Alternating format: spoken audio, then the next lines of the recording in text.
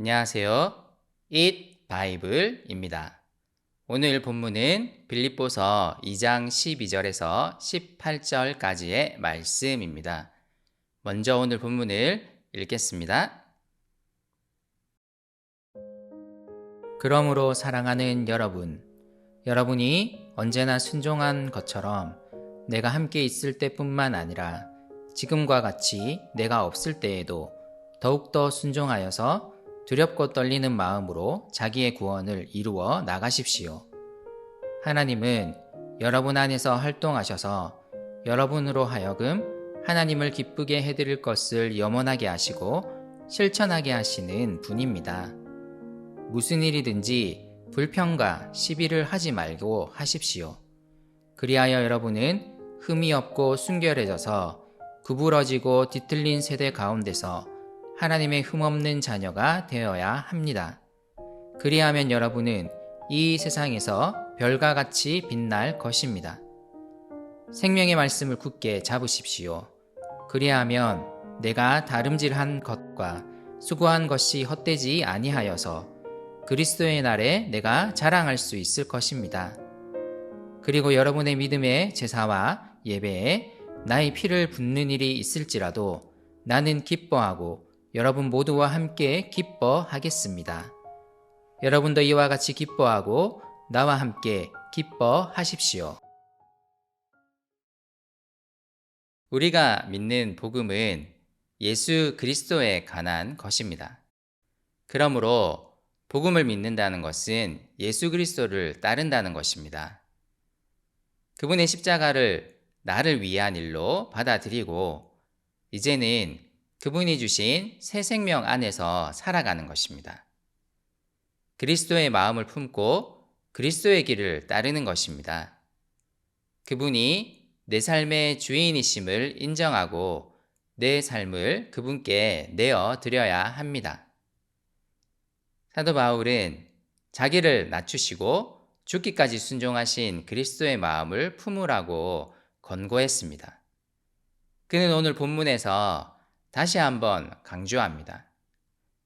여러분이 언제나 순종한 것처럼 내가 함께 있을 때뿐만 아니라 지금과 같이 내가 없을 때에도 더욱더 순종하여서 두렵고 떨리는 마음으로 자기의 구원을 이루어 나가십시오.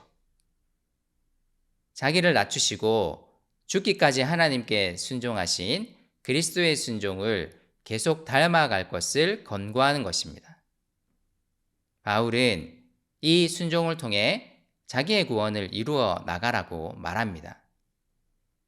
여기서 이루어 나가다는 헬라어 단어 카테르 가조마이에는 최선을 다해 수행하다 혹은 완성시키다는 의미가 있습니다. 구원은 이미 예수님에 의해 우리에게 주어졌습니다.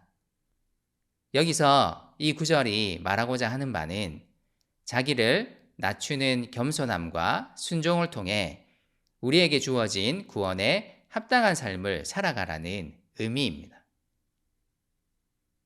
또한 바울은 이 일에 하나님이 돕고 계시다는 것을 말합니다. 하나님이 이를 위해 우리 안에서 활동하고 계십니다.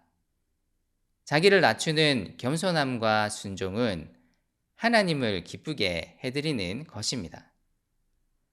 동시에 바울은 하나님을 기쁘게 해드리려는 마음과 그렇게 할 수 있는 힘을 하나님께서 주신다고 말합니다.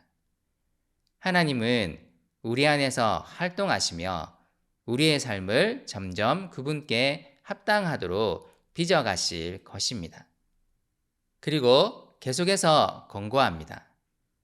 자기를 낮추는 겸손함과 순종의 구체적인 실천은 무슨 일이든지 불평과 시비를 하지 말고 하는 것입니다. 그는 모세 시절 광야를 떠돌던 이스라엘 백성들을 떠올리며 이 말을 하고 있습니다. 그들은 하나님이 그들 가운데 일하고 계심에도 불구하고 계속 불평하고 시비를 걸었습니다. 바울이 생각하기에 겸손함과 순종에 가장 방해가 되는 것은 바로 이 불평과 시비였습니다. 불평과 시비는 자신을 낮추지 않는 것, 그리고 하나님께 순종하지 않는 것으로부터 오는 것이기 때문입니다. 불평과 시비는 구부러지고 뒤틀린 세대 가운데서 우리가 하나님의 흠 없는 자녀로 서는 것을 방해합니다. 구부러지고 뒤틀린 세대의 가장 큰 특성 가운데 하나가 바로 불평과 시비이기 때문입니다. 그는 또한 생명의 말씀을 굳게 잡으라고 말합니다. 여기에 사용된 굳게 잡으라는 헬라어 단어는 제출하다로 번역할 수도 있습니다. 이런 의미로 다시 번역한다면 구부러지고 뒤틀린 세대에 우리가 붙잡고 있는 말씀을 생명의 말씀으로 제출하십시오. 혹은 우리가 붙잡고 있는 말씀에 정말 생명이 있다는 것을 세상에 밝히십시오. 입니다. 우리는 자신을 낮추는 겸손함과 순종을 통해 세상에 우리의 믿음을 보이는 것입니다. 우리가 가진 복음이 정말 생명을 주는 것임을 보이는 것입니다. 그리고 바울은 이제 자신이 그런 삶을 살고 있음을 보입니다. 감옥에 갇힌 그는 이대로 죽을 수 있겠다는 생각도 들었을 것입니다. 그는 복음으로 인해 감옥에 갇혔고 죽을 수도 있었습니다. 하지만 그는 자신의 이 순종이 빌립보 교회의 믿음을 위한 제사로 드려질 것임을 알고 있습니다. 그의 고난과 순종이 성도들의 믿음을 굳세게 할 것을 신뢰하고 있습니다. 그러므로 그는 기뻐합니다. 그래서 그는 빌립보 교회를 향해서도 권면합니다. 여러분도 이와 같이 기뻐하고 나와 함께 기뻐하십시오. 오늘 말씀은 계속해서 자신을 낮추는 겸손함, 그리고 하나님을 향한, 다른 사람들을 향한 순종에 대해 강조하고 있습니다. 이것이 누군가의 믿음을 세우는 일임을 알기 때문입니다. 이것이 구부러지고 뒤틀어진 세상을 향해 우리가 믿는 복음에 정말 생명이 있음을 보이는 일이기 때문입니다. 그러므로 겸손과 순종은 그리스도인들에게는 기쁜 것입니다. 바울의 이 권고가 어떻게 다가옵니까? 겸손과 순종은 사실 어렵고 힘든 길입니다. 하지만 기억해야 합니다. 우리의 성숙은 겸손과 순종이 기쁜 일이 되어가는 것입니다.